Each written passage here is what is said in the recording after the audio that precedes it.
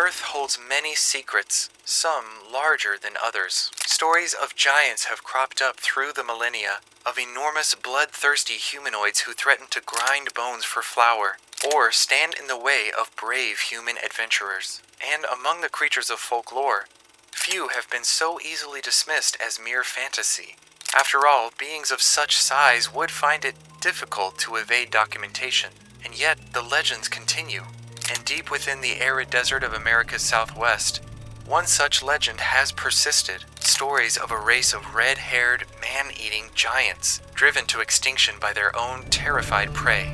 It would be easy to dismiss these stories as well, but as is the case with so many alleged myths, the truth is far larger than we've imagined.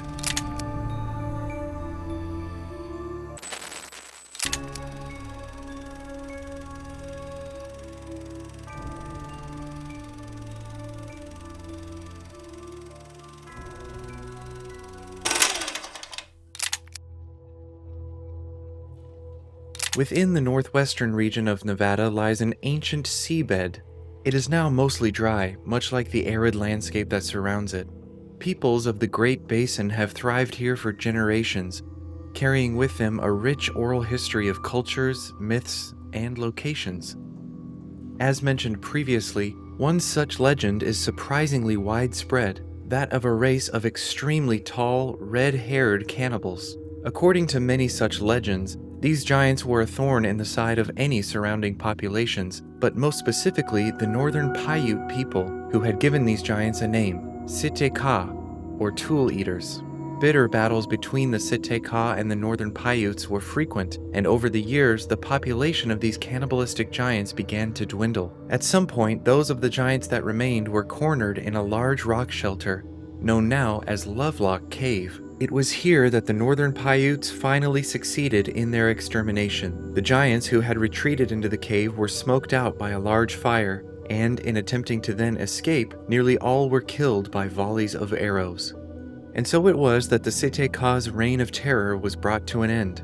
But did a race of red-haired, cannibalistic giants truly inhabit the Great Basin? Is it possible that such a population has been wiped from the land, its only legacy passed down among those who conquered them? Following certain recent events, these are the questions I sought to answer. In presenting my findings, I ask only that you prepare yourself, for the answer is yes. This world is filled with the unknown. Stories, ecosystems, and yes, beings that defy explanation. Today, writers, video game designers, and dungeon masters create their own fantastic worlds, each populated with completely unique creatures, people, and cultures. The problem is, as these worlds grow, it can be difficult to keep track of everything, and to build on what you've created. But with World Anvil, even the most complex world building is a breeze. With 25 world-building article templates, you can write up detailed accounts and format them in wiki-style presentations. Then, map out everything from species to races to regions, characters, diseases, and magic systems, and effortlessly link them with the built-in auto-linker function. Plus, World Anvil is always adding new features. One of their more recent features is called Chronicles, which takes some aspects of one of the features that I use most, the timeline creation tool, and combines it with geographic mapping, allowing you to plot events across time and space, and link them to articles such as your species profiles. Go even deeper with World Anvil's extensive character management features, character sheets, journals, inventory management, and even spellbooks. And right now, World Anvil is running their annual World Ember event, a world-building community challenge where users can set writing goals, work to achieve them, and maybe even win a few prizes along the way. World Ember runs through December, so if you want to try out World Anvil for yourself, just visit worldanvil.com and enter code POTATO at checkout for a whopping 51% off any yearly plan. So whether you're a novelist, a dungeon master planning your next campaign, or you're looking to create an alien civilization, if you've got an idea for any world-building project, World Anvil is the place to start. Link is in the description.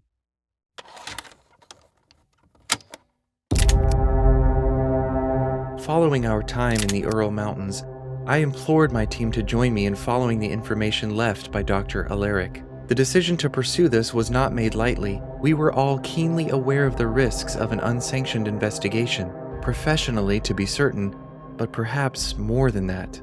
Marcus refused outright, and I cannot say that I blame him. But I fear that this may have severed the last string that held our little team together. Allison, however, made the choice to join me, for which I was truly grateful. We arrived in Nevada mere days later, and in large part conducted our investigation like any other, interviewing locals, pursuing legends. But this time, things were different. This ground had already been tread, and we were not the first to seek out Nevada's red-haired giants. Though the Paiute legends date back generations, modern analysis of this region began in 1911, when two guano miners working in Lovelock Cave began to find scattered artifacts, and among them they found a mummified corpse, roughly 6 feet 6 inches in height, and with red-colored hair. A year later, a man named L.L. Loud of the university's anthropology department arrived at Lovelock and began the process of excavation. According to official reports, within the cave's charred interior, among more than 10,000 artifacts, Loud eventually uncovered the remains of 32 individuals. But Loud's methods left much to be desired. There is no comprehensive report of his findings, and there is no number of bodies known to be entirely accurate. Even the mummified body initially discovered by the miners has been lost to time. Near the same time, a man named John T. Reed had begun his own investigation into the legends. In 1931, not far from Lovelock Cave, he unearthed a skeleton that measured 7 feet 7 inches. That wasn't the only skeleton Reed uncovered, but when he died in 1943, all of these specimens simply vanished, with no record.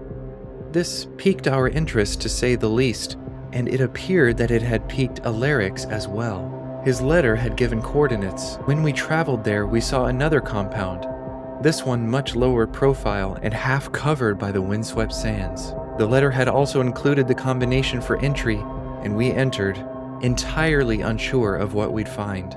Dust hung suspended in the air, swirling in our wakes. Pickaxes, shovels, tables, chairs, half-packed tents, all strewn along the walls. But mostly there were wooden crates, dozens of them. And within these crates, though he likely didn't know it at the time, Alaric had stowed a gift, the desiccated remains of giants. I will begin my findings by addressing the most obvious questions, those regarding size. First, the height of the specimens Alaric had obtained ranged from roughly 8 feet to 12 feet, with 9.7 feet being the average. Though most specimens were complete or partial skeletons, several retained soft tissues such as flesh, organs, and hair. These latter were in varying stages of mummification, likely induced by natural processes such as the cool, low-oxygen environment of certain caves. The largest samples appear to have been male, and in each case where hair was preserved, it exhibited a distinct reddish coloration. Allow me, if you will, to elaborate on our observations. It has long been thought that extraordinarily large bipedal primates, giants if you will, would be impossible due to the well-known square-cube law. The biological aspect of this law essentially states that as a creature grows larger, its volume and weight increase much faster than its surface area. In other words, in large animals, the body mass, which grows cubically, increases at a much greater rate compared to the muscle strength and bone structure, which grow only by the square. Normally, this discrepancy would lead to significant challenges in supporting the body's increased mass. And indeed, an isometrically scaled organism, one whose body plan and proportions are essentially scaled up despite being designed for a smaller organism, would face numerous problems. Damaging health effects such as poor circulation, respiratory issues, severe skeletal and muscular strain, and metabolic problems have been observed in humans like Robert Wadlow. But the giants in Alaric's compound appeared to be allometrically scaled, the proportions of their anatomical features adjusted in relation to each other specifically due to their size. Indeed, numerous modifications have been made to what might be considered a traditional human body plan, and that simple observation was perhaps the most startling. For the most part, the skeletons and remains we observed are not dissimilar in structure from humans. But of course, in life, many of the larger specimens we studied would likely have weighed many hundreds of pounds, some perhaps approaching half a ton. The combined strain that immense weight and muscular forces would place on a bipedal skeleton is immense. As a result, in order to keep the femurs from snapping and the joints from popping out of place, these giants' numerous adaptations were necessary. Overall bone density is greatly increased, perhaps as much as 50% more than that of humans, and cross-sectional measurements indicate increased circumference overall. This is most apparent in the femur, tibia, pelvis, and lumbar vertebrae, but is certainly not limited to these. It is interesting to note that in these specimens, the length of both the trunk and arms are proportionally smaller than in humans, while the legs are proportionally longer and thicker. This is likely what allows the giant's body to cope with their own immense size, while still maintaining an erect posture. But in achieving such size, one of the greatest challenges to the humanoid body plan has to do with where the bones articulate, the joints. In giants, we saw that increased bone mass leads to an increased surface area at each of the synovial joints, as well as thicker hyaline cartilage. The ligaments of the joint capsules are also greatly hypertrophied, such as the iliofemoral, pubofemoral, and ischiofemoral ligaments in the hips. This increased surface area likely greatly enhanced these joints' ability to distribute load effectively. For any bipedal creature, perhaps the greatest strain is placed on the knees.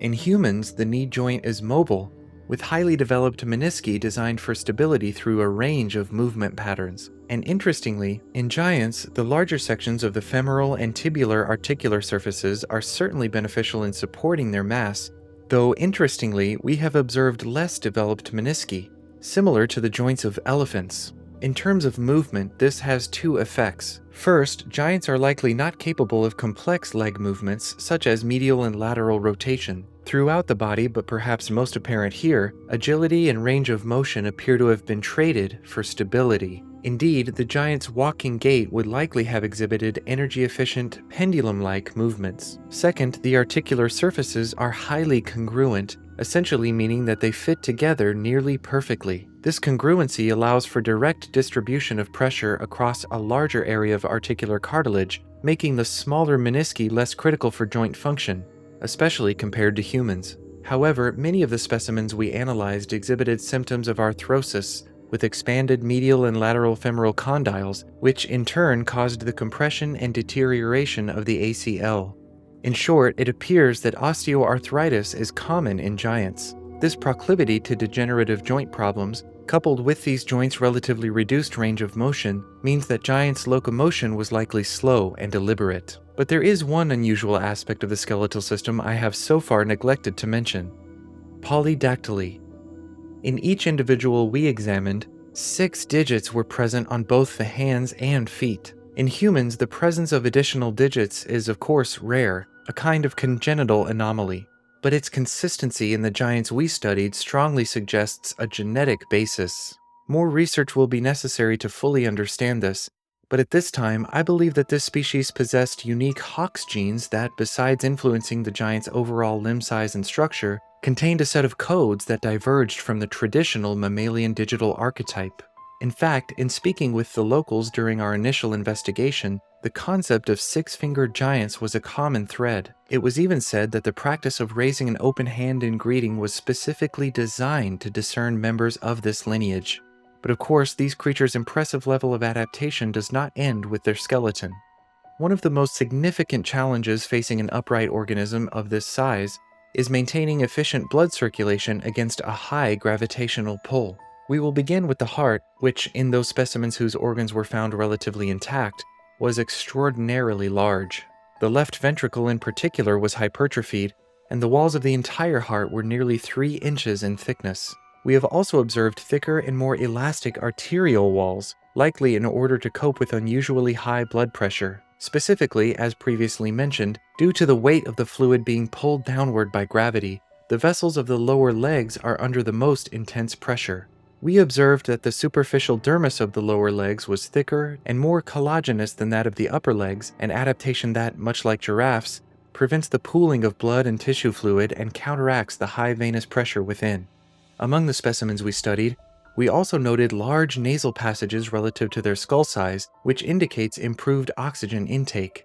Though the lungs of most were heavily degraded and even occasionally bore evidence of thermal injuries, we can safely assume a high tidal volume. Still, even with relatively efficient oxygen intake and adequate circulation, it seems likely that in life, giants were capable of powerful movement in short bursts, but would likely struggle with endurance. But there is another reason I believe this to be the case, and it is a problem faced by virtually all organisms: heat. Upon learning of the legends of these creatures, I was initially surprised by their source: an arid, hot, desert-like climate. Generally speaking, gigantism is observed in colder climates, primarily because larger animals have a lower surface area to volume ratio than smaller animals.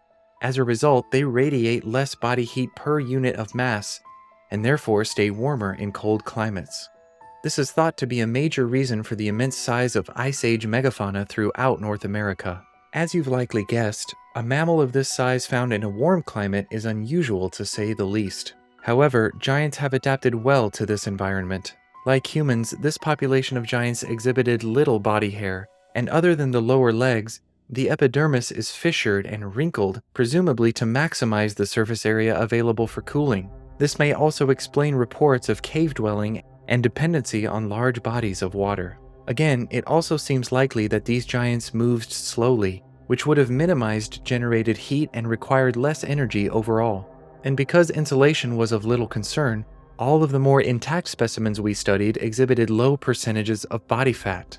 In both males and females, the highest concentrations of adipose tissue were found in the lower body, where it would have been better distributed for weight bearing.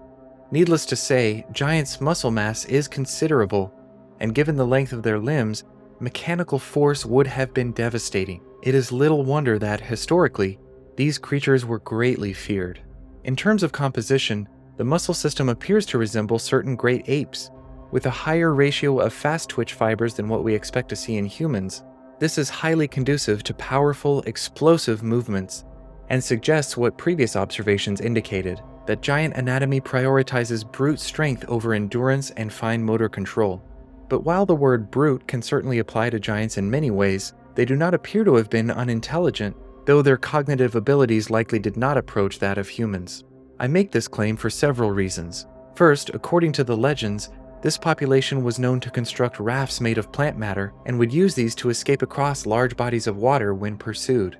Other legends describe the use of spears, though apparently they were not advanced enough to utilize bows. Second, archaeological findings include pottery and other artifacts indicative of a developed culture and possibly semi-advanced methods of food preparation and storage. The third reason has to do with the increased mass of the giant's pelvis, which in females limits the size of the opening of the pelvic inlet, thereby restricting the size of any potential offspring's cranial circumference. In short, in all of the specimens we determined to be female, the birth canal would have been smaller proportionally than that of humans, implying that infants of the species possessed proportionally smaller heads and therefore brains. With smaller brains relative to their mass, this may mean that they possessed somewhat lesser intelligence than their human competition.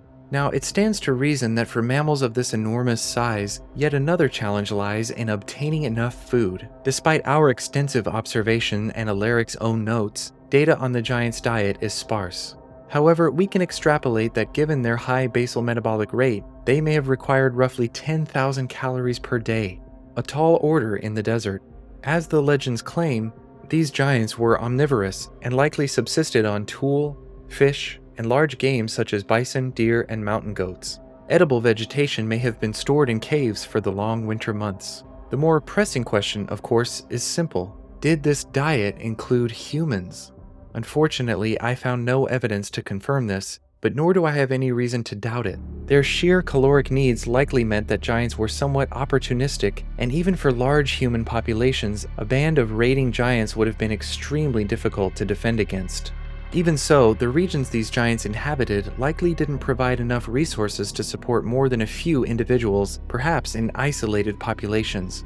What is clear is that the giant's digestive tract is elongated, an adaptation that likely allowed for the breakdown of tough plant fibers. Molars exhibit increased surface area when compared to humans, there is evidence of diverse gut microbiota, and the jaw muscles are greatly hypertrophied, all of which would have contributed to these creatures' likely ability to consume plant matter that would not have benefited humans. But throughout our studies, one question pulled at both of our minds. Where did these giants come from? In truth, this is a question to which the answer seems to recede like a door at the end of an ever-lengthening hallway. These beings seem to defy traditional taxonomic classification, their sheer size likely placing them outside of the human lineage, and yet they bear striking similarities to ourselves. It is here that I believe Alaric's work may shed some light, though it is dim at best. This time there was no computer screen with ominously blinking text, but there were numerous handwritten documents piled on an unassuming desk in the corner of his compound, though it seems to have been carefully curated for a particular person to find. As before, these documents contained many cryptic references to both Project Starfall and Vita Nova, as well as numerous detailed drawings of creatures I had never seen, though their connection remains a mystery to me still. It is in my best interest to save the finer details, sparse as they were. I will, however, share the following quote, written in Alaric's hand. Mr. Samaza, it is my belief that the genetic information we seek no longer lies in these feral monstrosities. Interbreeding and the changes brought on by the cataclysm have driven it out, save for certain purely physical attributes. But all is not lost, Mr. Samaza. Perhaps the bloodline can be restored by more unconventional methods. I will report my findings post-haste. I do not know where Alaric. It seems likely that these giants flourished during the last ice age, and may well have been both more widespread and perhaps even larger, with the warming of the climate forcing them smaller in both numbers and size. After all, legends of giants persist worldwide and have for millennia. By my estimation, it is not far-fetched, especially in light of this new evidence, to believe that these stories hold more truth than we ever realized. And indeed, despite all of the adaptations we have discussed so far, it appears that some 300 years ago, the populations of these giant humanoids were entirely eliminated. Whether this occurred through increasing competition, outright extermination, or a combination of both, it would seem that the result is the same. Giants no longer roam the American Southwest. And yet, certain versions of the Paiute legends do tell of some Si-Te-Cah that were not killed at the Lovelock Cave massacre, some of which were said to have mated with northern Paiute men. Others say that several escaped, traveling as far as California. Is there some truth to these stories as we have found there to be in so many others?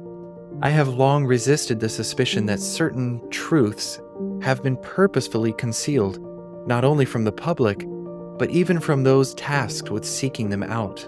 I do not know what ultimately became of the giants, nor the remains that we studied, which vanished in the mere hours we slept late one night. But, my valued listener, I intend to find out. Thank you so much for watching, and remember, you matter.